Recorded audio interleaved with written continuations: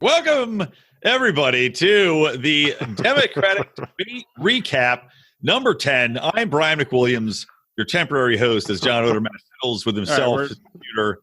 We're now streaming live. Good job, John. Do you want to take back over? We're streaming live. Whatever. Keep going, or I'll take over. I don't care. Who do we have here with us? I don't even know. Where's my whiskey? That's more important. There it is. We have two guys with similar haircuts in Dan Smotz over there at the Systems Down podcast, and our pal Rocky Ferrenburg down there. Am I saying that right? Ferrenburg, but yeah, it was a good attempt. Yeah, close enough. It's almost like it's FAIR. Yeah, there you go. Well, good to know. Rocky, has anyone ever told you sound a little bit like Chris Farley? Have you ever got that? Oh, wow. No, I'd rather sound like him than look like him. That's for sure. That is trippy. I never thought about that. Yeah, wow. You do sound like Chris Farley. Well, hey. Hey, say holy shnikes real quick. Holy shnikes. There you go. He's back with us. Thank God. David Spade will be so happy he's got somebody to do blow with again. I'm not hanging with David Spade, man. You should. David Spade pulls all kind of ladies. You would be shocked, that man, when he pulls. Who else is here? Remso. A man who needs no last name. What else is there? Yeah. Hey, Remso, my freaking password for the Washington Times doesn't work anymore. I can't look at the stories. It's actually Remso that went in and did that. He personally turned that off for you. Yeah. It's all a giant conspiracy. Yep. And then who else here? John. Just ain't in it. Yeah. What's everybody drinking, by the way? John, you're terrible at hosting this. Well, you took over. I was just letting you go with it. So I'm drinking some Woodford Reserve. It was a Christmas present from the wife. It's fantastic. Yeah, Woodford's good. What about you? How about? Yeah, I'm drinking a nice dirty martini with some blue cheese olives I made myself. Okay. There's nothing more manly than drinking a strong, stinky cheese in a glass of pure alcohol, by the way. If it makes you feel better. All right, what are you drinking down there, Remso? Is that Cheerios? Is that Cheerios diluted in water? How did you know? Little baby-faced motherfucker. All right, what are you drinking? I got Eagle Rock single malt Kentucky bourbon. Nice. Eagle Rock's good. Yeah, because I'm not 12 anymore. So no. It's funny. I tried to actually grow out some facial hair, but just looked like I hit puberty again. So that's not happening again. Yeah. Well, I'm a whole facial Brazilian. It's not. No. I'm 36, Remso, and it looks the same with me. So just it's not going to get any better, probably. Struggle. So Count Smotzula, what are you drinking? I'm drinking a Stone Double IPA. Delicious. I know how much you guys love your IPAs over there. I love IPAs because I'm a goddamn American, but I don't know about the rest of these people. Except it's India Pale Ale, jagaff. So if anything, it's un-American. I think, idiot. Everything's American now. Bourbon is American. We've taken that over. Hey, America was founded on the search for India, so it's That's true. That's a solid counterpoint. What about you, Rocky? What are you sipping on? I drink coffee and Pepsi because I stopped drinking about 8 years ago. No, not together. Some of the same bug. See, it's the only way. I just put Pepsi straight in the Keurig machine and then just brew my coffee. It works out. That's the secret sauce to quit drinking is to start mixing coffee with your Pepsi. Yep. Yeah. Your heart's thumping too fast and too erratically to even try to drink alcohol after that. All right, take it away, Odie. So how about this debate? So. Was this a rerun? Like, was this a literal rerun? Because I didn't hear, other than a couple, like the stuff about, they played a little bit anti-war and they played a little bit pro, drug legalization because they're in New Hampshire. But other than that, it was like straight ripoff of the other 9 freaking debates that we've seen so far. Well, everyone has their shtick. Democrats get just as tired as we do. Right. Are they do you think actual Democrats are actually watching this and enthralled by it? Do you think there's people out there like that? I guarantee they were because the impeachment ended, I'm sure they tuned in to be like, who's going to really raise hell about Trump getting acquitted? and to see if Amy Klobuchar's hair flew off, into the quivering bang. They like pasted it to her head with like cement today. Like I just turned on the video and it's like straight up latched to her scalp with like staples, like in Scrooge. They stapled it to her forehead because otherwise, man, she was looking like ridiculous every debate. It's the Kate Gosselin hair. I don't know why Yeah.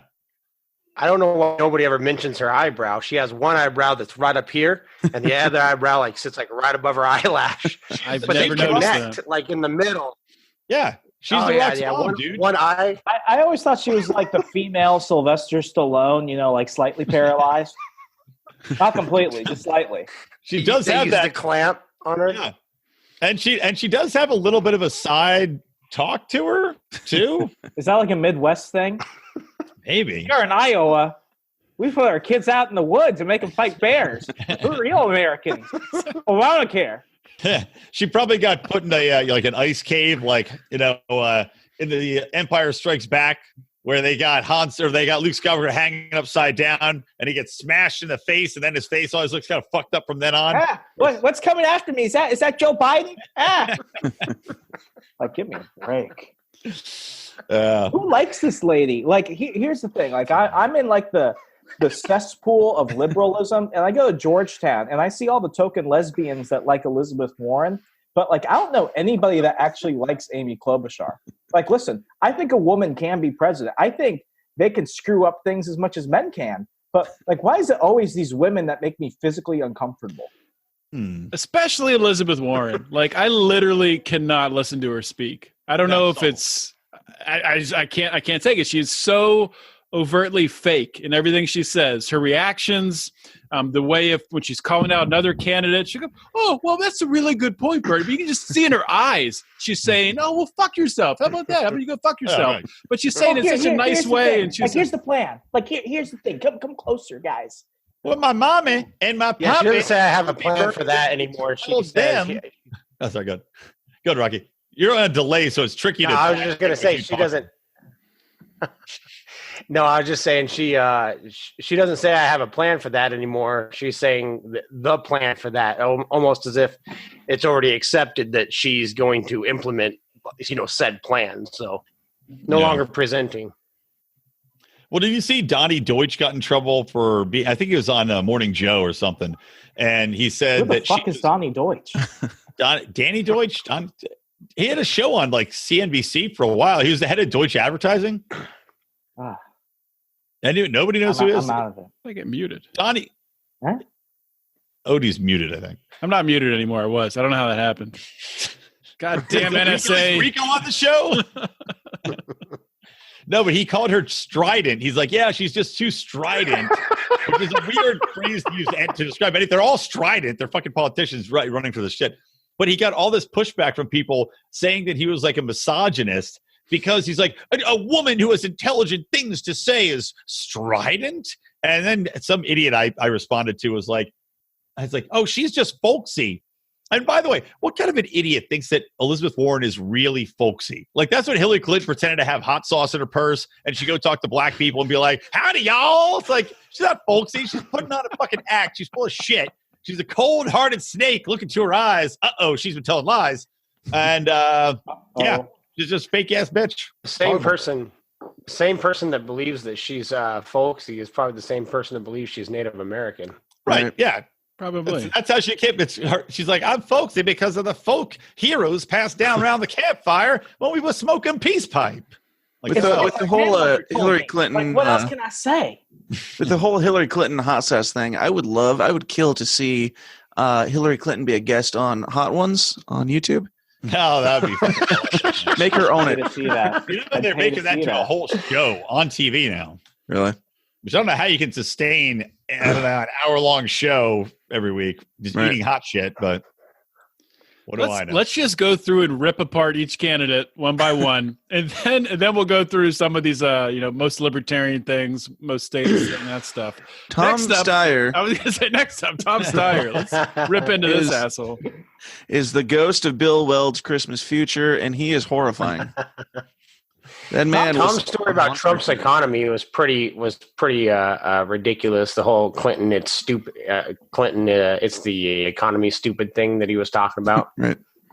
Tom Steyer reminds me of like 3 short kids stacked on top of each other, pretending to be one real kid. Like, I'm here too. Look at me, fellow adults. Although Bernie Sanders has the suit that would allow the kids to get away with that. It does. Right. Bernie Sanders' suit looks like it's made of one trench coat cut into 3 suits. He's got the vials of, embryonic fetus blood that's keeping him alive because he actually died several months ago. He's literally like, it's like in Blade where they have the stab vials that he uses to fight the vampire. Man, get on that. Tom Steyer really came in swinging. He came in hot tonight. I feel like he was afraid he wasn't going to get screen time because everything he said, he would start yelling and then just wouldn't stop until they forced him to stop. And he would only talk about racism and black people. Oh my gosh! After they just finished a segment talking about inequality and racism. Have we talked about racism at all tonight? Have we talked about black people? Have we talked about people of color? Yeah, we just actually did that. Eyebrow, yeah, like my left eyebrow turned into like a Klobuchar eyebrow because he's talking about all the different shades of people. Like black people and brown people and, the other people. And I'm surprised he didn't say yellow people. You notice how when he was like, white people, it's like only the 3 and the one's very ambiguous. Yeah. Last I checked, some white people don't really like the Irish. So it got just. Oh God, Howie wants to join. We're gonna have a special treat here tonight. All right, well that's good. Howie can pick up Liberty Doom here to jump off early anyway, so he can take up the slack when I'm there. We've got unofficial. At least Tom Steyer didn't. At least Tom Steyer didn't jump in and try to say that he was going to enact a national emergency for climate change this go around. This is the first time I've heard him not mention that. So. Yeah. Oh, was anyone else surprised by the fact that he brought up reparations? I feel like we haven't spoken about reparations in like a year. He's still on that because he's basically like, listen, black people, I know you don't like me. I look like the guy that kicked you out of your house. I look like the defense attorney that was not that good. I look like the judge that sent your grandma to jail. Well, I'll give you whatever. He has a bank account. He loans the money. Yeah. Tom Steyer's got enough money. He can repeat to point that out. Reparations to all the black people in America. I feel bad for Andrew Yang because everyone is just trying to out money him at this point. Like this is the guy that wants to literally give people cash, and everyone's just like, "Listen, brown people, vague brown people, you can get as much or equal to the amount that I'm going to give the black people." How much money does how much money does Elizabeth Warren get in Native American reparations? She doesn't get any actual cash, but she's allowed to go in and order drinks at any Indian casino and not have to pay. That's how she worked that out. Makes sense. I dig it. By the way, do you see? I just saw this at the end, but talking about like race issues. Amy Klobuchar brings up, I don't understand how these Democrats continue to argue that fucking voter suppression's a thing, and that somehow says the white man. Yeah, well, look, they did it. I just got a fight on Facebook about this because I posted because California wanted to have mandatory voting, like you have to vote, which is fucking insane to be forcing people to vote or they face a civil penalty. And they're like, I'm like, this is bullshit. And people are like, well, why do you think that people get suppressed and this is a good thing? And I'm like, nobody gets suppressed. They did studies into this, literally independent studies by non-biased people. And they found 0 result. Now, that's for voter ID and for not having it. There was no impact whatsoever. No black people couldn't vote. No Hispanic people couldn't vote. No white people could or couldn't vote. None of it matters. So it's like insane that this is even a fucking topic that's being brought up during these debates all the time. Like it's the Democratic talking point that has 0 basis in reality. Howie Snowdon, welcome to Legion of Liberty Doom plus Rocky Ferrenburg. Hey, Rocky's got a nice beard. I noticed. It's got more color to it. You're like Gandalf the White. He's like Gandalf the Young. It's getting more white every day, bro. The opposite of America, damn it.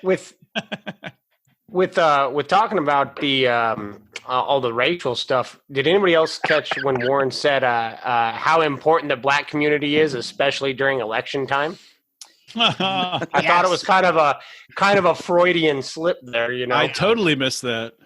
Me too. Yeah, she said that the black community is very important, especially during election time. The most honest thing she's ever said. Actually, Right? she's like, actually, it's the only time that you guys are important to us. But that really contrasts with all the things Donald Trump listed off during the State of the Union of what he's done for the black community.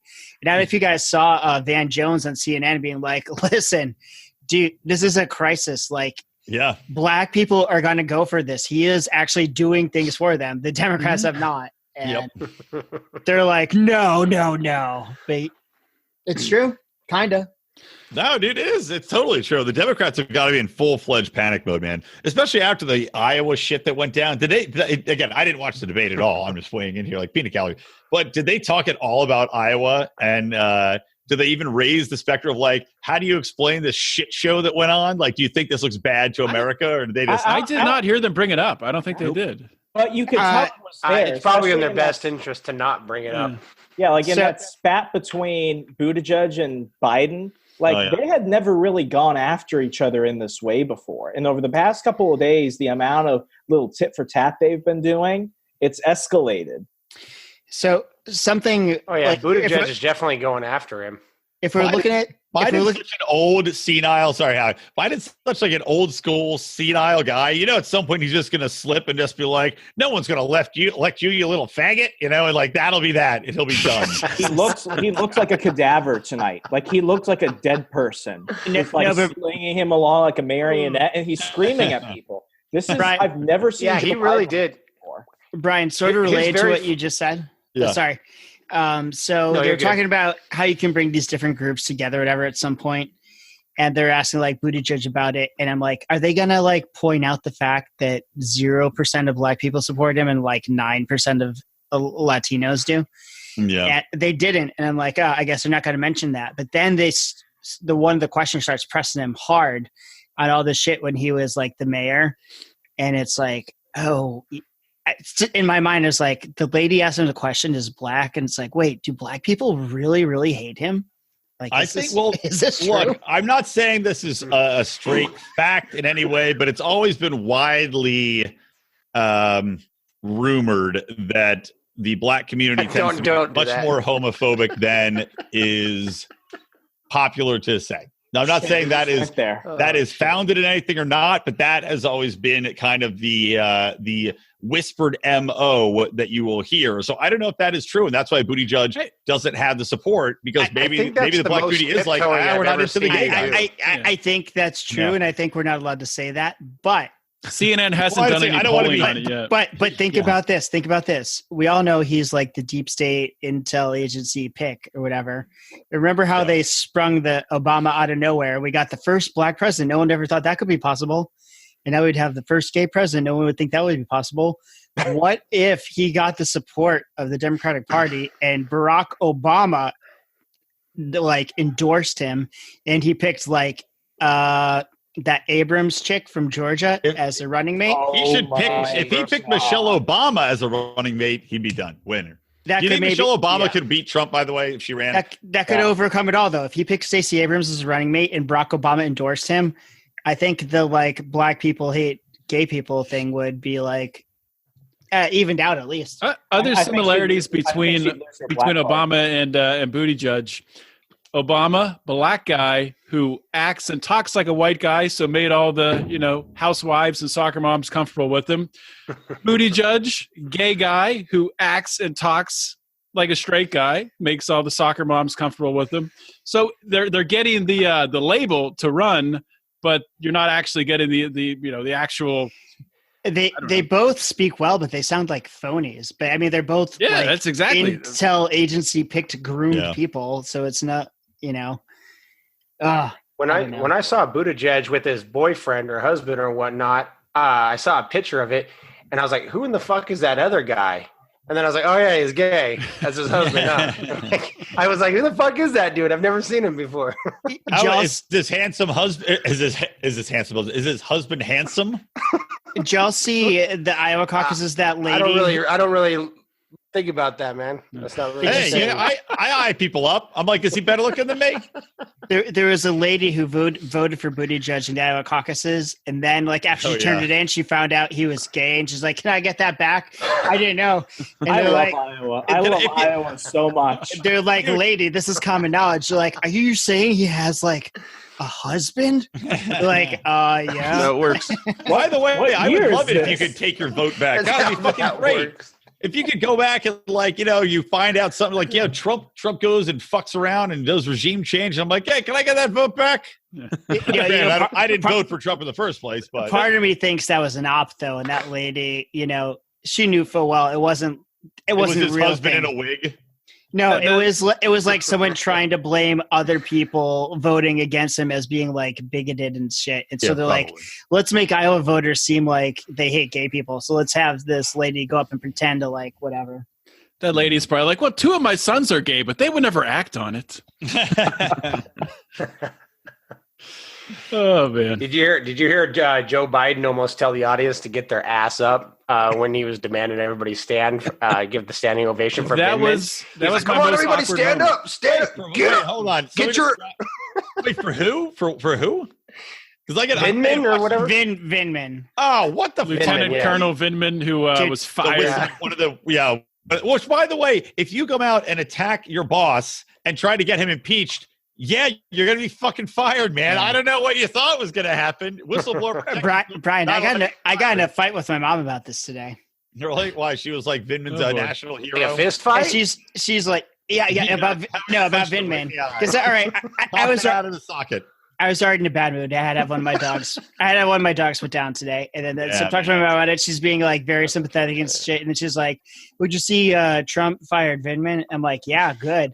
And she's like, "What do you mean good?" I'm like, "I'd have fired every single Obama holdover on day one." Like, what do you mean? And then she's like, "Well, blah, blah, the lies, this and that." I'm like, who gives a shit? They held up some aid for Ukraine. I'm like, he's done so much stuff he should be impeached over, but nobody gives a fuck. I'm like, God damn it. Who cares about this? I'm like, I'm not talking to you. Do you think Vindman's not going out there and being like, by the way, here's pictures of the children that have been killed in Yemen because of us. Here's pictures of all the children we blown up in Afghanistan. Here's the number of fingers we found in the field. None of that shit is what he's getting canned for. He's whistleblowing on. It's because of this nonsense phone call bullshit with Ukraine. Like, fuck off, man. He did stuff acting in that role that if any other officer ever did a fraction of what he did, they would be fired. And from what I've heard in his role, he was always running his own like alternate foreign policy, disobeying shit, just not being accountable for anything. And I knew the day that he showed up for his testimony, I don't know a single soldier or veteran that saw this and didn't immediately call him a piece of shit. But when they were like, Mr. Vindman, and he's like, it's Lieutenant Colonel Vindman, everyone I know, everybody was just like, what the yeah, Remso, me and you are both veterans, right? I took such umbrage to that. What bullshit. I almost had a freaking aneurysm. Like my right eye was filling up with blood by like Joe Biden. I was like, he did not just say that. Like, despite being in the military, every military person knows that no civilian owes you anything of that sort. At all. It's like you were an officer, weren't you? Yeah. Lieutenant. And like, I mean, right. it's just president when officers go before Congress, you go back to Oliver North, Mr. North. You go back to General Petraeus, Mr. Petraeus. It's how it was. Isn't it pronounced Petraeus? I see what you did there. But like, it's supposed to be a symbolic thing because it's supposed to show civilian accountability and civilian authority over the military. Let me ask you this question. Let me ask you this question: Who was more valid in their sharing or exposing of government secrets? Petraeus for exposing those secrets to get some pussy, or Vindman to try to undermine the president with this deep state coup? Petraeus. Anybody else? Petraeus. Is that some more? Yeah, that's not even the contest. Here's the thing, Brian. It's a simple question, simple answer. Like, one is trying to have the deep state impose their warmongering, vision on America. The other one's trying to get some poo-tang. I mean, come on. Yeah. What about their praise for Mitt Romney? Klobuchar said that he was courageous, and I've been fighting with people on Facebook about this garbage. I actually had one guy who deleted my comments off his Facebook and then unfriended me and blocked me because I just told him, same thing. It's just like, come on, man. If you're gonna come out and try to impeach Trump, it needs to be over something that's worth the shit. But in order to come out and talk about any of the nation building or wars, you'd have to admit that each party's previous golden calves were wrong in their foreign policy and wrong in just the way they conducted themselves overseas, and so you can't do that. I'm going to say the same thing about Mitt Romney that I said about John McCain when John McCain died and went to hell. All these people who love him, like not even 5 years ago, were saying he was the Antichrist. Right. He had a binder full of women, but now he's a profile in courage. He was literally Hitler. He was literally Hitler before Trump was literally Hitler. And now he's everything Even Warren was trying to build credibility on foreign policy when she was talking about visiting the regions with Lindsey Graham and John McCain. She was trying to basically say being over there with those guys gave her some kind of credibility on knowing what the hell she's talking about. So I wanted to criticize Romney without sounding like I'm mad about what he just did. I think it was 2011 when he won the CPAC straw poll or whatever, beat Ron Paul somehow. I wrote this big article. I used to have this blog. It was like a Blogspot blog. I think it was called I actually enjoy complaining, but I can't find the goddamn article. But I wrote this article ripping Romney apart, and now I can't fucking find it. And I wish I could find it because I'd be like, listen, 11 years ago I was saying this about this cock. Hey, dude, the third chapter of my first book, when I called myself Mitt Romney's worst volunteer, the moment I actually learned what he was for, I was like, oh my God, he's a white Obama. Yeah. What's he for? For universal health care. What he was for? He was pro-life, then he was pro-choice. He was for kind of socialized health care, then he was against it. I don't know, he seems just like a political opportunist to me that says whatever he thinks is going to benefit him. And he had to go to Utah to become senator. Yeah. That's the weirdest thing. If you told me that was the guy. Isn't he from Utah? That was one of the guys. He was Massachusetts. That's right. No. Yeah, if you told me that the former governor of Massachusetts in the year 2020 was going to be the junior senator from Utah, Mitt Romney, who voted to impeach President Donald Trump, I would have thought you were on acid or something. Does everyone know why his dad didn't run for president? Because his dad was Mexican. Well, no. His dad was one of those Mormons that was for all polygamy and all that shit. So they moved to Mexico to get away from the persecution of the U.S. Mm-hmm. Yeah, because Romney was born in Mexico, right? Yeah, he's Mexican. He would have been our first Latino president. Where's the birther thing for that? God damn it! Where was Trump then? Yeah. What was funny about George Romney too is that George Romney was a giant pro-Vietnam neocon, and then he actually went to Vietnam, and when he came back, he was like, this is a god-awful mistake. And then the next day, he was out. Mm-hmm. All right, well, let's start ticking through some of these questions here. I don't know if Brian can stick on any longer. I won't be able to answer any of the questions because I haven't really watched any. I didn't watch any of the debate. I was just hopping on to be a dick. I have a request. I just jumped on. Maybe I'm missing out, but I haven't heard Dan Smotz say anything yet. So let's ask Dan Smotz some questions. Dan Smotz. Yeah, I was here to talk about the debate, so I just checked out during all that rant, whatever you guys were talking about. We were talking about the debate. Dan, who was your favorite candidate? Romney was not in the debate. Dan, most libertarian moment of the debate. Romney was not in the debate. Most libertarian moment I had down. I feel like they're kind of going a little bit, I don't know, more anti-war in this one, and several of them, Yang and Buttigieg, and going more anti-drug war and everything too, which was nice to hear. But hard to believe any of it. Point of order, though, can you comment on when they asked Buttigieg about you had said you wanted to decriminalize all drugs, and he's like, well. You take it from there. Right. Yeah. I mean, he's doing what he can. He's floundering around the question. I don't think he gave a straight answer to it, even to comment on. So. But the point I want to make, though, is he's saying, like, well, yeah, I said to criminalize all drugs, but we're in a debate, let's say, whatever. He says a lot of kind of pro-peace things and things that we like to hear. But his advisors are all really hawkish fucking dickbag people, just so everyone knows. He really doesn't. That's the thing that scares me about Buttigieg. And another comparison to Obama is he's able, when he is asked about the assassination of General Suleiman from Iran, he says, no, I wouldn't have done it. But then he tap dances all the way around it to say, well, maybe I would have. Like it's really something to watch. Right. Would you have done it? Well, no, I would have weighed the evidence, and we'll see when I'm president. I have no idea. Speaking of the evidence, this is kind of important. Like Trump said, the reason he did that was because of their attack that killed an American contractor at that one base. Everybody remember that, right? Yes. Yep. Well, it came out today in the New York Times, nonetheless, that might have been an ISIS false flag trying to get us all fighting. Who would have thunk it?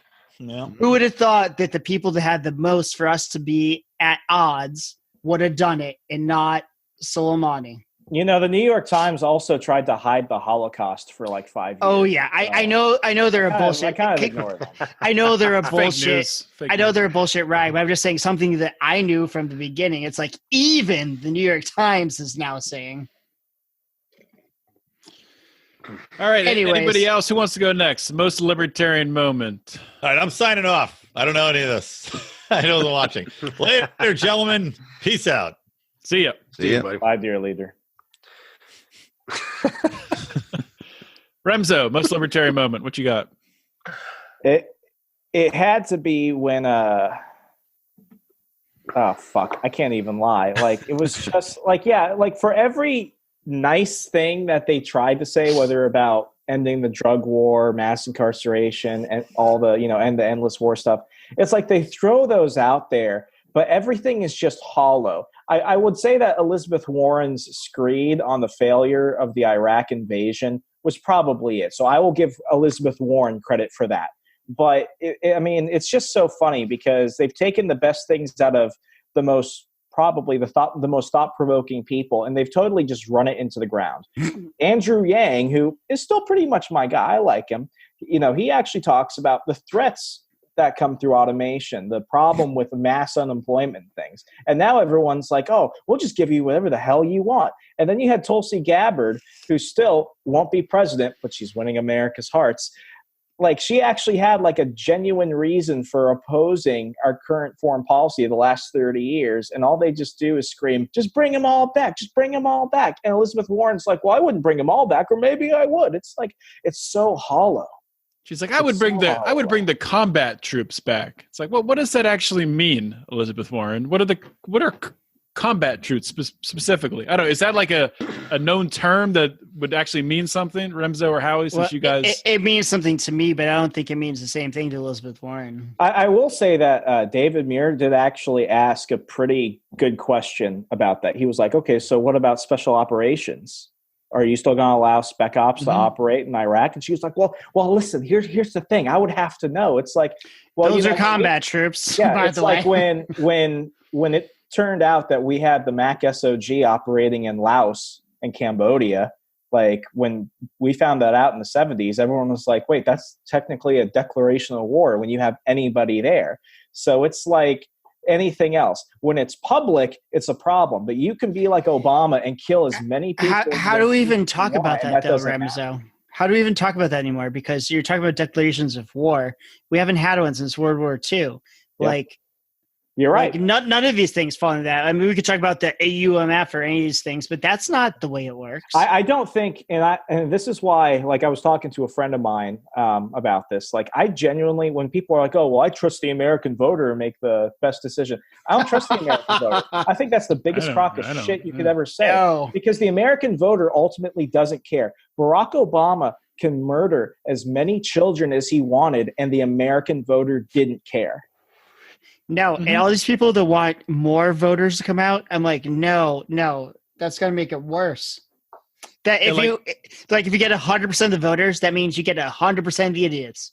Like that law in California is being proposed to make people vote. If they don't vote, they get fined. That'd be horrible. California would fall off the edge of the United States within a year. It's like, do the homeless people count? I got a question about are they people? I guess.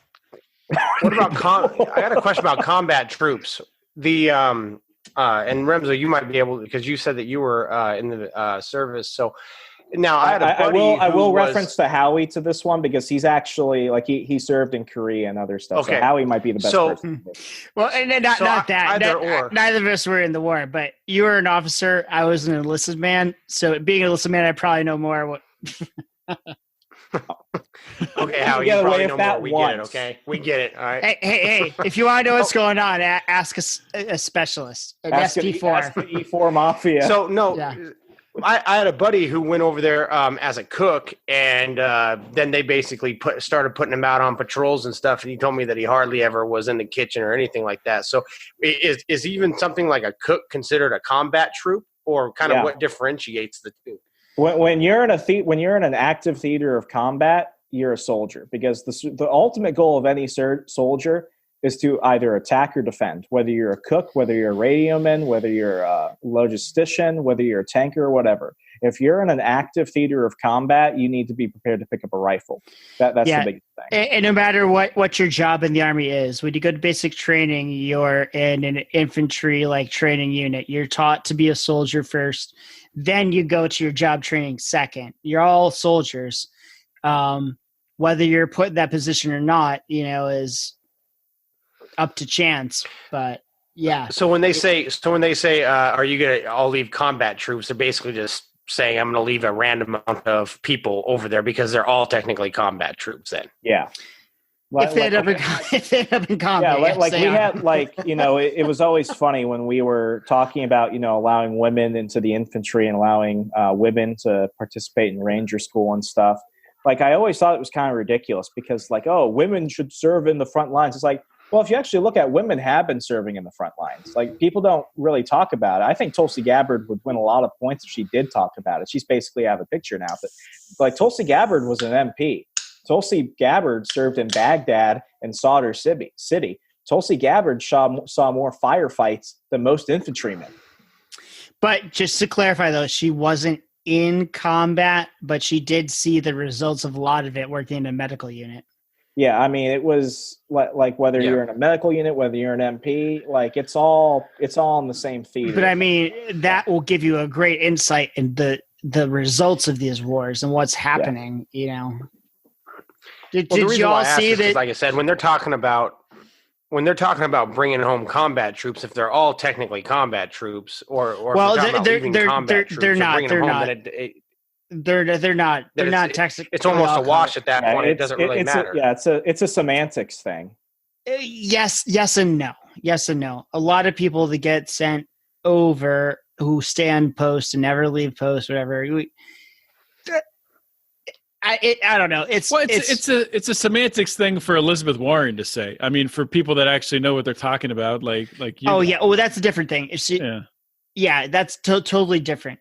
If we're talking about, are we going to have combat troops there or not? That's totally different. Are we going to have people there ready to poised to engage the enemy? I mean. Well, I mean, let's look at the 2011 withdrawal of U.S. troops from Iraq when Obama ended the war in Iraq. When we saw those propaganda videos of everyone rolling out in tanks and Humvees at dawn, those were all the strike teams. What you had left with you was you had all the support units, you had all the sustainment brigades that were basically there to not only help the Iraqi army, but also the giant swarm of private contractors that were there. Okay, I have to say this right now before I forget, because it came up in the debate, and Joe Biden, they asked him, he's like, I got the troops out of Iraq. This is the end of Iraq War II. He's like, we brought them out, blah, blah, this and that. And it's yeah, he was saying this at the same time as I was yelling at the TV screen, but you were supporting ISIS and Al Qaeda in Syria. You were giving them money and guns. And like there wasn't even ISIS at the time. You created ISIS and you gave them money and guns. I have this on Instagram. I gotta find it. Oh shit, where is it? People are like, the problem was we brought troops out of Iraq. No, the problem is not you brought troops out of Iraq. The problem was you gave all these terrorists money and guns, and then they blew back into Western Iraq. Is it the thing you tagged me in, Remso? I tagged you in a bunch. Oh, here it is. ISIS's baby daddy's uncle feeling awkward about foreign policy. I don't know if y'all can see that. I did a lot. I could see it when you heard it up, but yeah, I mean, Jesus Christ. The first part, Joe Biden was one of the key people in getting the first Iraq war started. He was trying to blame it on George Bush. Like, well, they told me they weren't going to do this or that.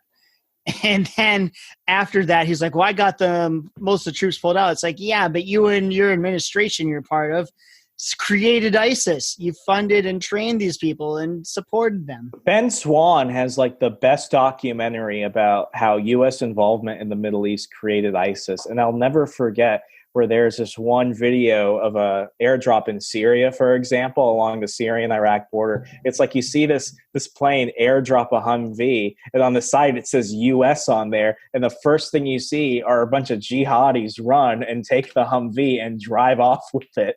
One, they don't know how to do the maintenance on that thing, so it's gonna crap out on them after a few days. But two, it's like, who the fuck was there to get it? Wait, they airdrop? What do you say airdrop? They freaking dropped a Humvee. They parachuted it down. The fucker landed on the ground. There were a bunch of people. Ben Swan did a whole thing about this. That's crazy. Wow, I gotta look that up. Insane, yeah. Dude, I actually saw it today. So this one Twitter account I follow, I think it's Sarah Abdullah. She's always posting all this shit. Like whenever Hillary Clinton says something, she's like, yeah, you killed millions of people in all these places. And today she had like a video of, oh, we just found more U.S. weapons in like ISIS, whatever hands over in Syria. She's like, John Brennan, how'd these get there? And like some U.S. congressman retweeted it, like, yeah, John Brennan, how did they get these weapons? And like, yes, like and retweet. Oh man. God damn, I hope John Brennan goes to jail. I hope so too, but I don't think it's going to happen. He lost his clearance, so that means he can't even get a job in the military-industrial complex if he wanted to. Anyways, That's back to the debate. You keep stuff after you leave, so that way you can go work for Lockheed Martin or something. I think it still work for CNN, probably. Probably. All right, let's move on to. I mean, this is. I don't even if it's worth talking about most statist moment. That's like the entire debate. So let's just skip to funniest moment. And you guys have a funny moment that stands out? I know, Dan, you had an awkward moment. My awkward moment and funny moment. Just the very opening of the debate when there's all this. I mean, there's the beautiful news music playing them in, and then it just stops, and they're standing there all awkwardly, just waiting for the intro for a good 20 seconds. That was my favorite part of the debate, personally. just the amount of discomfort that you could see on their faces because they're off script and don't know what to do with themselves. Was it as awkward as the time during the Republican debate back when Trump was running during the primary when Herman Cain didn't hear his name, so he just stood there like on the edge of the stage. Then Trump was called next. Yeah, that was Ben Carson. What did I say? Herman Cain. Ben Carson. God. Oh no, confusing the only two black guys running. The pizza guy. It's terrible. You're canceled. Remember when Barack Obama didn't walk on stage and that? Oh God! All right, Odie's canceled. I think subconsciously, I just love Herman Cain so much. I just want to put him in every situation. But Ben Carson, sorry, and then Trump comes on and stands directly next to him. Then whoever's called after him just keeps on, comes out, looks at him, what are you guys doing? And just walks past him. I think it was amazing. Just walks past. He's like, well, they called my name, so I'll go. I thought one of the most awkward moments was as every time Tom Steyer had he left for a applause break, no one fucking applauded. It happened 8 times. He'd say something that he thought was profound and leave a 2-second gap, and nobody would clap. That was pretty great. Something that was funny to me, not meant to be funny to anyone else probably, but Elizabeth Warren saying she wants an independent agency in the Justice Department to investigate the government. It's pretty funny. Wah, wah. When Tom Steyer, I don't think I think Joe Biden, I think people give him too much credit for being the nice guy. I think now it's starting to deteriorate. But I think the one person I hate the most, just at like a visceral level, is Tom Steyer. Same. And when he started screaming, "How have we not talked about race? The black people, the brown people, the white people," it's like, who the fuck are you? Imagine him with a tiny little mustache. Just imagine it. Just works really well. He's like three kids stacked on each other. It's like fellow Democrats, black people, brown people. I think Remso, right around that moment, my wife asked me, she's like, "Who is he?" and it's like, well, he's this guy who has billions of dollars, and I think he like bought a lot of ads in one of the Carolinas or something to got enough polling numbers. I have no respect for men on their Twitter account who put their pronouns. And on his Twitter account, it's like Tom Steyer, Democrat running for president, he, him. It's like, oh dear God.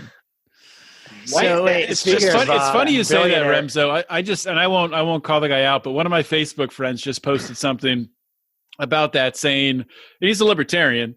And he's a good libertarian too. He's run for office before. Anyway, he said that he's in favor. What are his pronouns though? He's in favor of putting everyone should put their pronouns on, even like in corporate America, people should be putting their pronouns out there on their signature. But his reasoning is because he has a name. Look at Remso. He has a first name that could be either male or female. So he's like, see, it's not only if it's, if you're transgender or non-binary, also you could have a name like, I don't know, we'll just say like Pat or something. Or what's Brian's kid's name? Fuck that guy. What's Brian's kid's name? Logan James McWilliams. Yeah, so she's gonna have to use her pronouns. She's gonna have to use her pronouns. Yeah, man. You mean he or it or Z or Zer is gonna have to use their pronouns? The whitest billionaire in America decides to run for president, and he has to do that. It's like, hello, Tom Steyer, he, him. Like, right. No one was curious. No one was confused. No one asked for this. Nobody wanted this. Speaking of billionaires buying their way in, I just want to remind everyone that Bloomberg is the only one who has had anything to do with taking Virginians' Second Amendment rights away. Oh God, Bloomberg is I did want to. Now that you bring it up, I did want to say that it was kind of interesting to see that Bloomberg finally made it into the debates. Nobody got that? Like the topic of him? He never. He never got brought up the single damn time. Can't get into the debates. And then finally this time they bring him up, and I was like, they finally got him into the debates. It was nice, They couldn't get him in before. The reason he's not on stage, they can't find a stool tall enough to, get him. The question you're talking about, Rocky, I thought they were going to bring up Tulsi Gabbard, but then they said Bloomberg. I'm like, Right. Has anybody actually watched Bloomberg News since he entered the race? No, I've never watched it even before that. No, but I've seen his advertisements on CNN. Yeah, so I have a bunch of TVs around me in the office, and the one right next to me is Bloomberg News. And Bloomberg Business, I was always actually a fan of Bloomberg Business. If you want to know what's going on in the stock market and foreign trade and stuff, you actually learn some stuff. But it was so funny because when he announced he was running for president, Bloomberg News said they would not do any coverage of the Democratic primary because Bloomberg was now running. So now, since they can't do anything, it's like, okay, you've got the solid real news of Bloomberg Business, and now they've resorted to cat videos and stuff. They're so new, hilarious. It's probably doing very well with that. I genuinely feel bad for them. I genuinely do. Can we just go back to Tom Steyer again being a piece of shit? I have one more thing to bring up. Yes, please. Because Tom Steyer called out Joe Biden for someone on Joe Biden's campaign team, apparently saying something racist. Which I'm like, oh, what did he say? I'll look into it because Joe Biden did a horrible job of defending the guy. Did you find it? Yeah, I found it, and what it is this guy Harpootlian tweeted out that one of the Black Caucus members in South Carolina, Jerry Govan, received about $50,000 from Tom Steyer's campaign, essentially for supporting Tom Steyer for 2 months of work. And Harpootlian called him out for it. And apparently that's racist for calling someone out for. Oh, I didn't know that. That puts a totally different spin on what I took. Hey, you can only be Joe Biden's black people. I thought, like, when I was watching this, like, holy shit, Joe Biden won't, like, denounce some racist shit. Like, wow, that's kind of crazy. But I don't know. Yeah, I don't know why Joe Biden didn't say, well, you paid the guy off. Like, remember Ron Paul, like, didn't people go to jail for that on Ron Paul's campaign for buying someone off in Iowa back in the day? No. All I know is this. Joe Biden was friends of George Wallace. That's all anyone needs to know. Joe Biden was glitching the fuck out tonight. I don't know what was going on with his software. Did we already talk about this? Did everybody know that Ron Paul just had Tulsi Gabbard on Delivery Report today? I didn't watch it. Did you watch it? I didn't know that. I didn't watch it, but I saw pretty good. I mean, it's only a 25-minute thing, but it was pretty good. I love her. I'm just going to say it. I would leave my girlfriend for her. And I can only say this in public because I've told her that. I love Tulsi Gabbard. I hope she's around forever. Done. That's all. Well, I mean, will she be? That's a good question because she's not running for Congress again. So podcast news. Ooh, I thought you were going to say she's not a reptilian. She's starting a podcast after Congress. I think she might be somebody's VP candidate. Shit, what? Pete Buttigieg? No. Come on. These candidates are all divided into two categories. We got the establishment candidates and we've got the progressive candidates. So I think if Bernie? Yeah, maybe. Really? Imagine Tulsi Gabbard walking out when he got cheated out of it the first time, she stood up for him more than he stood up for himself. That's true. That it's a complete. Oh, well, let's be honest. He stood up for himself until he kowtowed down to Hillary, and then we saw how that all played out. All right, by more than he did, I meant by him 0. It would be an exact replay of John McCain, Sarah Palin with Bernie Sanders, Tulsi Gabbard, except Tulsi Gabbard's better looking than Sarah Palin. I don't know. I think that could give Trump some difficulties. Imagine Tulsi Gabbard walking out. Did you guys see Klobuchar's statement where she said Canada? She could see Canada from her porch or whatever. Did you guys? Anybody hear her say that? Yeah. Maybe it's just because I'm from Alaska, but it was vaguely familiar of Sarah Palin's foreign policy blunder whenever she said that she understands Russia because she's next door to him, and then you can see Russia from her house. What's her name? I feel bad for Sarah Palin. Yeah, the Russia from her house thing. She got a raw deal. I think we can all agree on that. She's no longer the dumbest person to ever run for office. Oh, no. Seriously, just imagine Tulsi Gabbard walking out after she's announced as VP and she looks straight into the camera and she's like, aloha, bitches. I'm back. You thought you could get rid of me, but now I'm here again. So what do y'all think about this? So this is Bernie's last chance. He's old as fuck.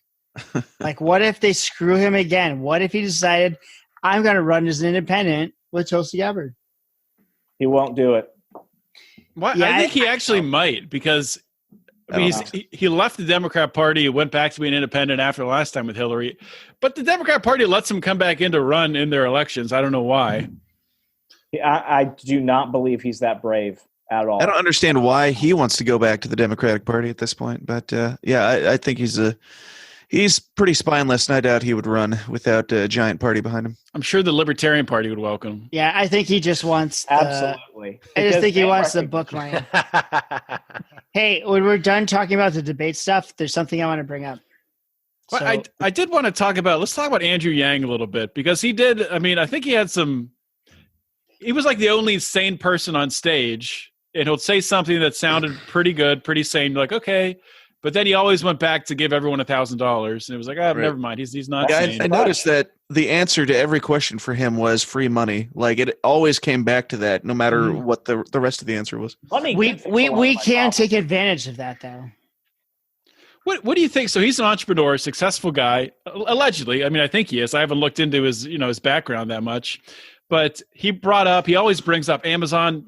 Pays zero taxes. Will bring up which is not true anymore at all.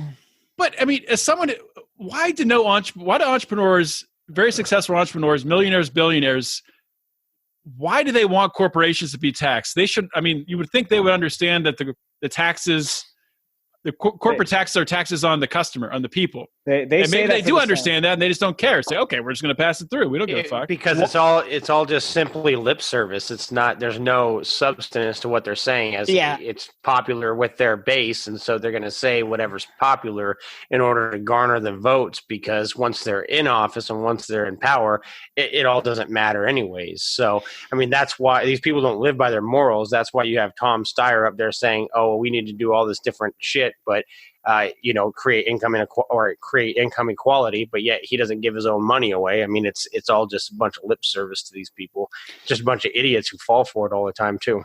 It's like whenever Warren Buffett was like, well, why do I pay more in taxes than my secretary? It's like, dude, it's because you hide so much money. That piece of shit. Because you don't have a W-2, Warren Buffett. You're not paying income taxes, man. And also, John, so why does Andrew Yang say that, or why do corporations call for that? Corporations call for things that will prevent their competition from getting started or even like doing anything. That's why it's just so, I guess like from my angle, it's just so disappointing. I mean, you have these people who are supposed to be, cheerleaders for the free market, entrepreneurs, people who are, living the American dream, and they won't even like promote that. They won't even like go all in on it when they get their. You'd think because he was Asian, he was smart, but I guess we're wrong. He's the math guy. At LibertyCon in 2019, somebody asked him if he would abolish the income tax, and he said he would do that. He has not talked about it since. Do you think he would still? Do I think he would still do it? I think he has said he would replace it with a VAT tax, a fair tax, a value-added tax. So it's not like he's eliminating taxation, but that's like the one thing that he said where it's like a lot of people would get on board, even if they don't like the alternative, just because they hate the current system. But I think, the biggest thing about Yang, and I was actually kind of hoping he would get in the top 5 in Iowa, regardless of what the results are or not.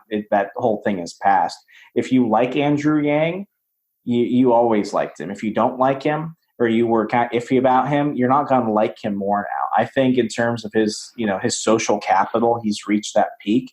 And now a lot of people are really fighting between, ultimately it's going to come down to Buttigieg, Biden, Bernie. I don't even think Warren is really. Remso, don't you feel like Yang was my guy that I chose if I was forced to pick one of these guys, one of these yokels. Mine too. Yang would have been my guy. Yeah. Yeah. Would everyone pick Yang? Out of who was on the stage tonight? I would have picked. I want to hear somebody tell me that they're going to pick Biden. I want to hear somebody say Biden. Dude, I would have picked Tulsi. Gun to the head, Tulsi is the best. Yeah, but Tulsi's not on the stage. Someone on the stage tonight. Gun to your head. Who'd you pick? Bernie. Woohoo! Bernie Sanders, communist, outright communist. You're going to pick the only communist on stage. Because besides Tulsi Gabbard, he is the best on foreign policy, and all his other communist shit is not going to get through the Congress and the Senate. It's not going to happen. None of that shit will happen. I would have to pick Andrew Yang. Yeah, I cannot pick Bernie. Yeah, suckers. Yeah, I liked a couple quotes from Yang. He said, Donald Trump is not the cause of all of our problems, and we have to stop pretending like he is, which is the first time anybody's been ballsy enough to actually say that. And you can't regulate away racism. On a big rant? Yeah. Yeah, he did that another time, though. What's that? Rocky. Looks like I think you cut out there, Rocky. We didn't hear what you said. Oh, was that me? Yeah. Oh, I just said didn't Yang say all that stuff in one of the other debates too? That they started the debate off asking something about Trump, he did. And everybody went down saying Orange Man bad, and then they got down to Yang, and Yang's like, why? The last debate, right? I thought he said it in another one. They're so forgettable. It's hard to say. Right after he got brought up in impeachment, that was the first question, and he said that. Yeah, he's basically saying, well, there's a reason that Donald Trump was able to get elected. I mean, this person who's a reality TV star, who's brash and a bully, and just pushes people around. The reason is because this whole universe is simulation for my amusement. Amen. So who would be the most amusing person to go up against Trump at this point? That's a great question. Biden. Biden would be pretty great. This is what I joked about wanting in like 2015 during the very early days of the 2016 primary season. Like a Biden-Trump debate. It's just what America doesn't know they need, but they want it. It might become sad though. Like it no might matter just be who like it is, it'll be so amusing. No matter who it is, it's going to be awesome. So like, nobody if it's a debate, I'd rather see Warren. I'd rather see Warren Pocahontas debate him because he's going to poke fun at Pocahontas. But Joe Biden said he would fist fight Trump, and so if we're talking about a fist fight, I'd love to see Biden and Trump fist fight, man. And no matter who it is, we can't lose. Think about it. Let him go. It's idiocracy. Think about it. Is it going to be Pocahontas? Is it going to be Joe Biden fist fighting him? Is it going to be gay mayor butt stuff? Is it going to be like no matter what it is, it's got to be hysterical. Yeah. It's this is we why can't lose. I believe that Trump is going to win overwhelmingly, despite everything. I think he's going to win overwhelmingly because this is what they have: a stuttering communist, a schizophrenic soccer mom. They've got Tom Steyer. Who the fuck is he? 3 children stacked on top of each other. You've got like a woman who's the whitest person of all white people, and then you have who claimed to be Native American. Then you have a mayor from a town that has a crack epidemic that no one talks about. Like, dude, I 100% agree. It's gonna be hilarious. But the one thing I was trying to hold off on talking about was the libertarians. Like I think everybody knows I'm like gung-ho Hornberger, but everything I see, people are voting for Vermin Supreme in all these polls, all these things. He's winning primaries. And to me, it's like, you know what? Good. I actually like him. He's a decent dude. I like what he says, but I don't want to be the face of the party. But if we're going down this road, whatever, I'm not going to cry and bitch about it. Fuck it. Burn it all down. Imagine a debate between Trump, Biden, and Vermin Supreme. That would be glorious. There's another guy running who no one's heard of. I just heard of him 2 weeks ago. I was just talking with Remso about it yesterday. Mark Whitney, who he has a background in comedy. He's a convicted felon. He's a very good communicator. I just interviewed him. Those are 3 great things to bring on the first date. Well, I'm funny, I'm a felon, and I communicate effectively. And I'm a libertarian. Yeah. Which one's worse? 90% of the time that works, 10% of the time. I would literally rather have anybody as the libertarian nominee other than Lincoln Chafee. Yeah. I agree. I want Hornberger. If I can't get him, I think I want Vermin Supreme. Well, there's a bunch I wouldn't vote for, though. I don't know. I don't want to get too much into it. But. Seriously, though, speaking of Vermin Supreme, though, I've been like looking into him and listening to him and all this shit. He's not bad. It's just that his appearance is ridiculous and nobody will listen to him. That's the point. Yeah. But yeah, I know it's the point. I know it's not trying to not look ridiculous. I know it's the Dan, point. I want to make a meme of you doing that. That's the Dan, the thing is, I think Jacob Hornberger could spread the message to a lot of normies. But if we can't get Jacob Hornberger, I think Hornberger would be a great VP. If we can't get him, I'm on the Vermin Supreme train. Vermin Supreme? No, to Mark Whitney. Okay. I'm on the Mark Whitney bandwagon. I've never even heard of them. I didn't even know the name you said or who you're talking about. Tune in next week on Felony Friday. You'll learn all about him. John, how much? Everybody was just talking. How much money would I want to run for president? Yeah, for the libertarian nomination. What would it take for you to say, "Fuck it, I'll do this in my free time for like 6 months"? Dude, I'll do it for like all your free time. I'll do it for like $600. You would run for president for $600. I was going to say $1 million. Drum that up. Yeah, I mean, I don't know, maybe $100,000. I want to see a Lions of Liberty ticket one day. It can happen. I want to see a Lions of Liberty ticket. It could be some of you guys against each other, like Howie versus. I would do it this year. I would love that. If we didn't have Jacob Hornberger, I'd do it this year. But we have a real chance of getting somebody who's good on everything. He said, "Well, okay." It doesn't matter how good you are. Here's my problem with Hornberger. I have 2 problems. 1, never respond to my emails. 2, I literally wrote a book about the modern history of the libertarian movement, and I threw in a lot of random ass people. And I'm not saying he hasn't contributed. I don't know much about him. I bet he's a phenomenal person. If I learned more, I'd really like him. I haven't had the time to. But seriously, I had not heard of this person until like 2 months ago.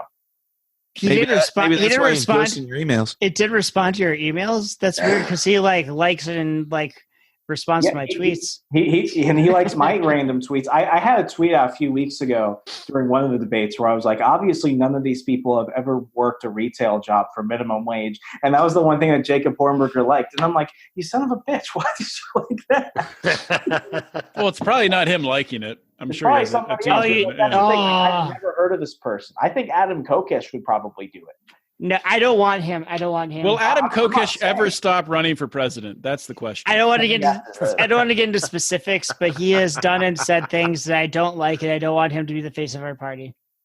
And I'm not saying I agree. He's been kind of a contentious person among the libertarians. Oh yeah, but here's the thing though: people have known about this guy since 2008. Veterans for Ron Paul. Adam don't want him. I'm not saying that. All I'm saying is at least you knew about him. I did not know about him until recently. Everybody knows about Vermin we know about Hillary Clinton. Everyone knows about Vermin Supreme. Literally, everybody knows about Vermin Supreme. Everyone has an opinion on Vermin Supreme. Love them. If I can't have Jacob Hornberger, I want Vermin Supreme. Okay. I want Vermin Supreme because it's it's not going to matter anyway. I'm just so over the whole thing. It's a simulation. Actually, I am becoming more and more attracted to Vermin Supreme. Dan, tell me why. Sexually? What? Perhaps. Tell me why I should prefer him to Hornberger. You might be able to convince me right now. I need to look more into Hornberger. I don't know much about him. I haven't been following too closely. I don't he usually wear a boot on his head. Tell you that much. So I wait till the debates, but I'll tell you what. Supreme is a vote for fuck it all. Obviously, we're not going to get anywhere with this as it stands. Where politics is, what difference does it make? Let's just let Vermin Supreme, become our friendly dictator and give us all ponies and burn it to the ground. Let me give you all the down low on Hornberger. He is awesome. He's exactly what you'd want, except for there's one thing. He's a huge racist. We all he's not responding to my emails. we all probably love Harry Brown, who is awesome too. They had a thing 20 years ago about something happened 25 years ago where Hornberger accused him of trying to gyp him out of the nomination, some kind of thing, whatever. In the end, it turns out Hornberger was right, but he went way over the top when he got fucked over, and it was bad. There was a big libertarian battle royale. I wasn't even alive when this shit happened. Yeah, so. I don't. Yeah. Well, I was. When was you this? were 25 years ago. Oh yeah, I was just born. Yeah, exactly. It's so who cares? But people keep bringing this up. It's oh, you did all shit to Harry Brown. One of the things that people bring up as an example is I hope people don't go back and judge me for my political views 25 years ago when I was 7 years old. So I don't really care. Oh, damn, so one thing was Harry Brown's I did nothing wrong. Just ask the FEC. And so Jake Horner's okay, let me ask the FEC for their opinion on this. And then all the libertarians oh, he went to the state to settle this. It seems like it's kind of water under the bridge, over the dam. Boy, especially since Harry Brown's dead. Harry Brown is dead. Oh, okay. Real quick story. I will shut up after this. When I was first starting the Remso Republic in 2015, I didn't know that Harry Brown was dead, so I messaged his page asking him to come on the show.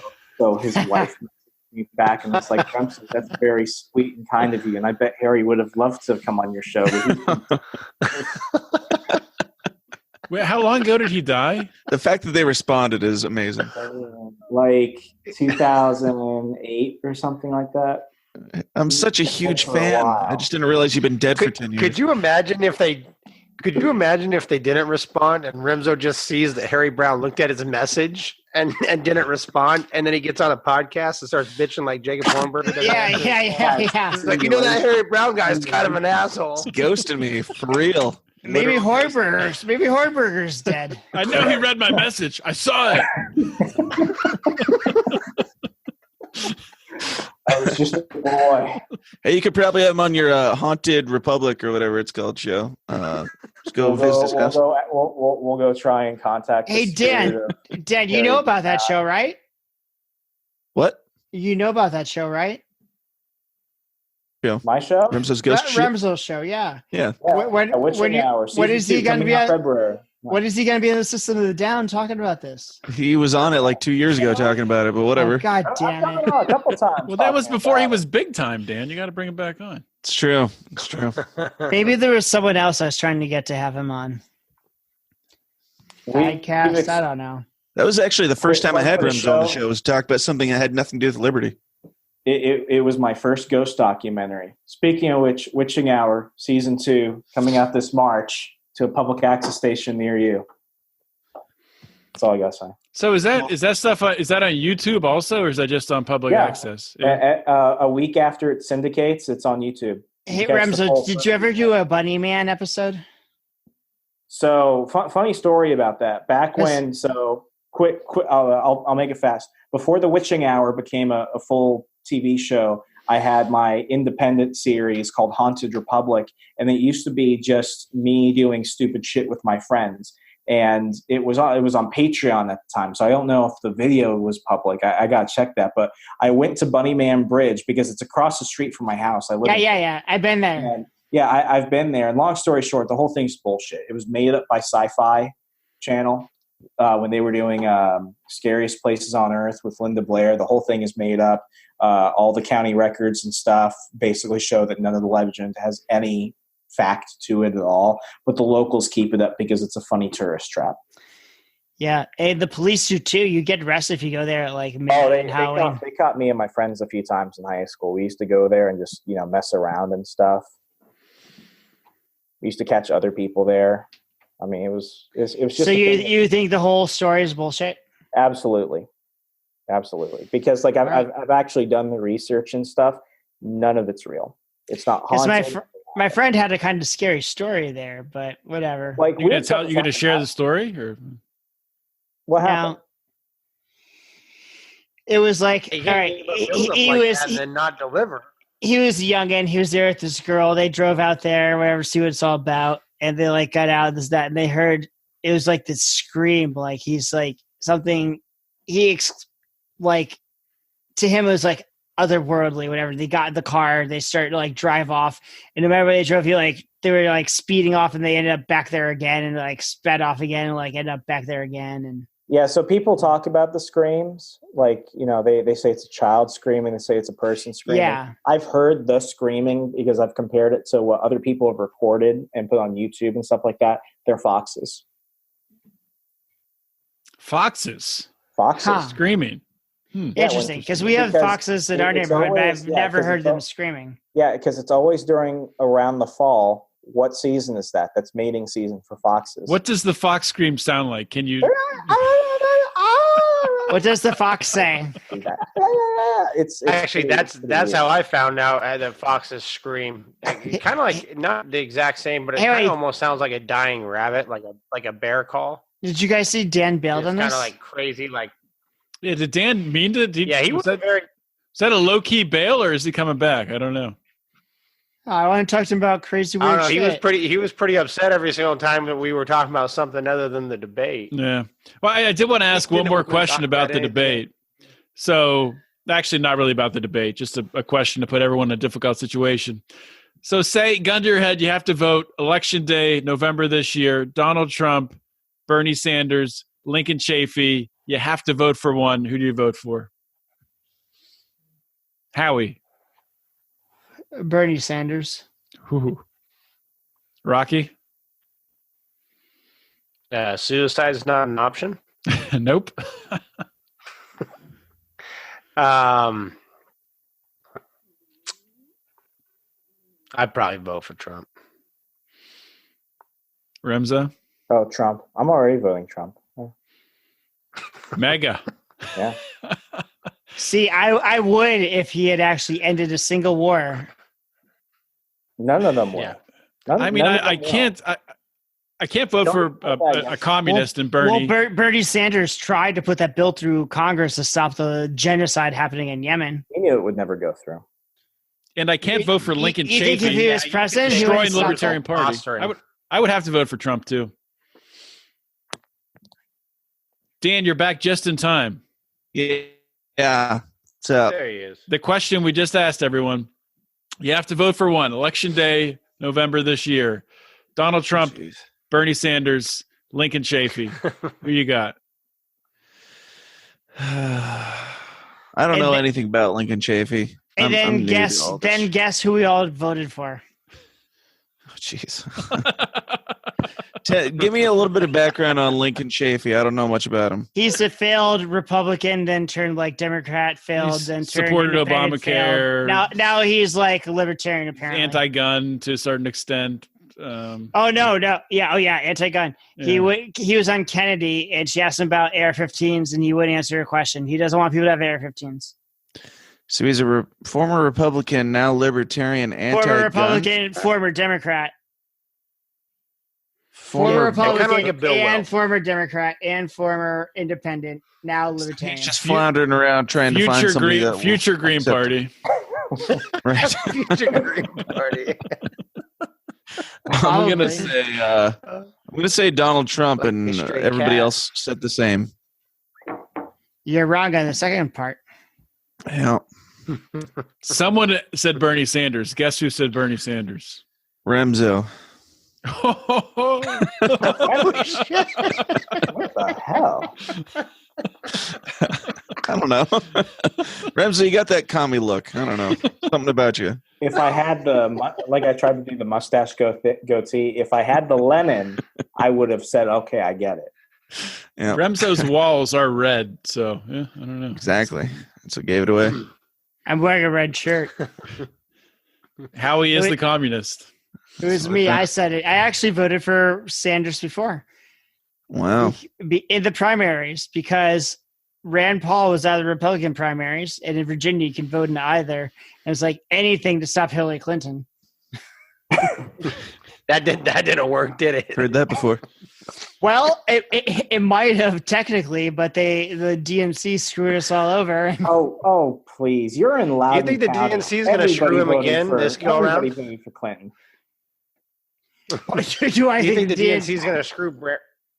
Oh yes. They're working on it. Yes, I know they're already. I know. Yeah. It appears that way for certain with the Buttigieg is their guy now.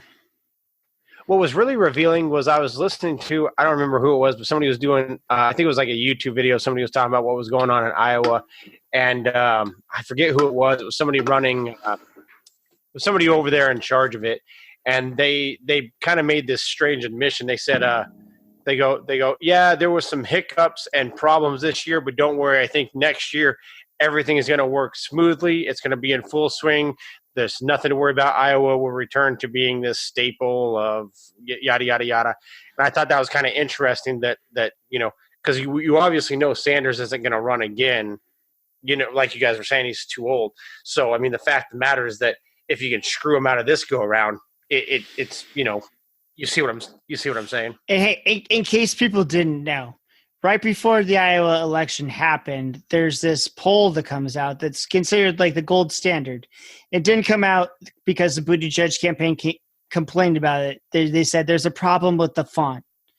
Then we have the Iowa election, which everyone knows was a shit show. And they had this app where they're supposed to report their the results. And there was that coin flip. You guys see the coin flip? Oh, yeah. I'll get to that. The app was made by this company called Shadow, which was the CEO is an ex-Clinton person. Buttigieg's campaign, not any other campaign, but just Buttigieg's campaign, had given them tens of thousands of dollars recently. And actually, the number one donor to this company was George Soros. And it didn't work. It was all a big fucking shit show. And it comes out like, oh, nothing works. You don't know any of the results. Buttigieg announces himself I won. I'm the winner. But then when we go into what John was talking about, the coin tosses, there's this kid, he like flips it, catches his hand, kind of looks at it, moves it around. It's like, yeah, heads, Buttigieg wins. Like Bernie Sanders got way more votes, 6,000 more votes than the popular account, whatever. But Buttigieg got more delegates, but a lot of those delegates wins were from coin flips. And you'd think, oh, you do a coin flip when it's tied, like each person gets the same amount. That's not true. It's like if there's some like variance of closeness, like whatever, it's like 100 votes. I don't know what it is, but I wasn't coin flip anything in this. Like, are we that unable to count that we're like, just I don't know. We'll just draw names out of a hat. It's democracy, Dan. You wouldn't understand. It's very complicated. If people remember in 2016 when these delegates were being doled out by coin flip, Hillary Clinton won 6 coin flips in a row. Where she did. What are the odds of that? Oh my God. Anyways, history lesson done. John, I give the reins back to you. I think I lost the reins long ago, but it's been a fantastic show. My favorite quote of the night was Bernie Sanders when he's talking about assassinations and stuff. He says, assassinations will lead to international anarchy. And I post on Twitter, you son of a bitch, I'm in. Let's do it. So why did you pick Trump and the gun to the head? You crazy son of a bitch promoting anarchy. He was saying it as that was a bad thing. So let's just go around and do quick plugs for whatever the hell you want to plug. Starting with Dan. Plug away. Oh, hi. I would like to plug Bernie Sanders for president in 2016. My show, tsidpod.com. The system is down, talking about conspiracies and politics and religion, all the uncomfortable things. I am a libertarian, but we don't just focus on politics like all these other boring people do. We talk about fun stuff like conspiracies and culture and whatnot. So tsidpod.com. And that's apparently you are considered a libertarian podcast. I was looking at, I don't know what website it was. Lions of Liberty was ranked number 1 on this website, though, so I think it's probably the most reputable website for ranking libertarian podcasts. Obviously. But you were on the list. TSID Pod was on the libertarian list. I got picked out a long time ago. I don't know who nominated me, but I thank them for having faith and John, anti-libertarianness. Did I get us that 1-star review? I think it was me, actually. So just give a quick background on that. So we've been posting this 1-star review that we got in our Lions of Liberty forum, which you can join by going to Facebook, punch Lions of Liberty forum, the search bar at the top, and join, and you can see what we're talking about. But some asshole gave us a 1-star review and also gave us a comment on our website about the show that Howie and I did filling in for Brian when Brian had his baby. And of course, Brian had the baby. So the show that they walk in on is like the one that's out of the norm. Obviously, because I was on it, it's Christian conservative nonsense. No, I mean, so we've been advertising. Dan, that's what I'm known for, right? Christian conservative. Yeah. We've been advertising to the Reason crowd, Reason Roundtable. A lot of great people coming on, watching the show, listening to the show, all that stuff. And somebody came across it, and just so happened, beginning of the show, we're talking about Governor Northam down in Virginia, wanting to make the baby comfortable. Make the baby comfortable. You won't feel any pain. To be pro-life to see the problems with that. So we were talking about that. Then I just happened to state my own personal opinion. God forbid I'm a libertarian who's pro-life. Sorry, I am. And I said, my view changed on it with my daughter when I heard her heartbeat at 8 weeks. I'm like, wow, 8 weeks, heartbeat. I'm really not in favor of people getting abortions before 8 weeks, but I can't control that. But personally, I wouldn't be in favor of people doing that. And I think, John, I agree that would be wrong. I didn't think I said we need a government law or I did not say we should be arresting people. But I'm I definitely said at some point this is just sick. That's true. That's not libertarian. At some point, someone becomes a being with a life and liberty to be protected. Uh-huh. Yeah, at some point it's a life, and libertarians. I don't know. I listened at it. It sounded like you guys were advocating for government intervention. So I know for a fact I never said that straight out. It sounded like it. I'm just saying. Rocky is very good at reading between the lines, and yeah. I'm sorry about leaving the 1-star review, but I couldn't help it any longer. Do libertarians want government intervention in protecting one's liberty? Right. I'll admit it. I left the 1-star review, so Brian would never ask me to host a show again. Oh shit! But I will say, I'm just kidding. I will say that the show that Howie hosted that got the 1-star review, it got fantastic numbers, and Brian even said he was disappointed how good the numbers were. Anyway, let's. Dan went. Remso, you want to plug anything? I'm sorry. I'm just laughing at that whole thing. Hi, I'm going to give you guys another 1-star review. Hi, I'm Remso. I like Trump. I'm pro-life. Follow everything we're doing over at the Washington Times at WashingtonTimes.com. Check out my podcast, The Remso Martinez Experience, and season 2 of my show, The Witching Hour, coming to a public access station. Check it out on YouTube this March. All right. And Remso, you've written 2 books, right? Want to plug those? Yeah, absolutely. Check out my book. I thought you said, Remso, you read 2 books. I heard the same thing. I read 3, actually. Let everybody know how much you've been reading lately. And 2 of them were his own books. He's actually never read a book. He just wrote 2. Somebody wrote a review saying it looked like I never learned how to write in English, which is funny. Yeah, check out both my books on Amazon and BarnesandNoble.com. Stay away from the libertarians, a comedic history of the movement, and my newest book, How to Succeed in Politics and Other Forms of Devil Worship. All right. Rocky, you got anything you want to plug?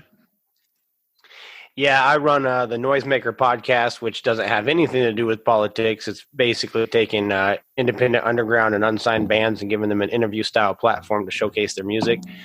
I do run a page called The Practical Libertarian, where I basically just repost memes and rant and rave occasionally. And then if you guys are interested, I have another Facebook page for a book I'm writing called From the Mind of an Addict, which recounts my over decade-long struggle with drug addiction and my in and out of prison and my recovery thereafter.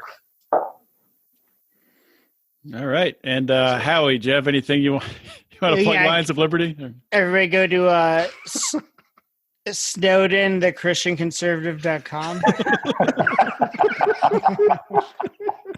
for all your theological needs. I was trying to get us an affiliate code to plug Dave Smith's Christian Conservative course, but he hasn't put those out yet. Oh yeah, find me on Twitter. Follow the Lions Liberty. Obviously, if you're listening to this, you already do that. So cool. Go listen to Brian's last episode. Bump those numbers up. It's okay, Howie. I was on this episode, so no one will call you the most statist person on the panel. Au contraire, I said I would vote for Sanders, and right. I'm the only one. Everybody else is like Trump. My bad. The only reason, the only reason I would have been with you if he stopped one single war. Sanders is good on war. He's bad at everything else. But if we How many wars has he stopped? If we get a Republican, if we had a Sanders presidency with a Republican Congress and Senate, I would sleep easy. I wouldn't sleep at all. He'd probably die, and his wife could probably be like the pretend president, like when Wilson went into. He would never even be president. Hillary Clinton will kill him. So with the heart attack, God, that first heart attack was not natural. Here's my compliment about Bernie Sanders. He's like the only politician who is not friends with Jeffrey Epstein. That we know of. So far. That's a good thing. All right, guys. It's been a fun show, and we don't have an official way to wrap these Democratic drunken debates up. So you're 10 in for the year. You're 10 in. You would think you would have a way to wrap them up by now. How many do you need? I don't like those like canned ends. Yeah. We'll just fade it out as we talk, like Ben Panji. All right, we're done. All right, guys. It was fun. It was. See you around.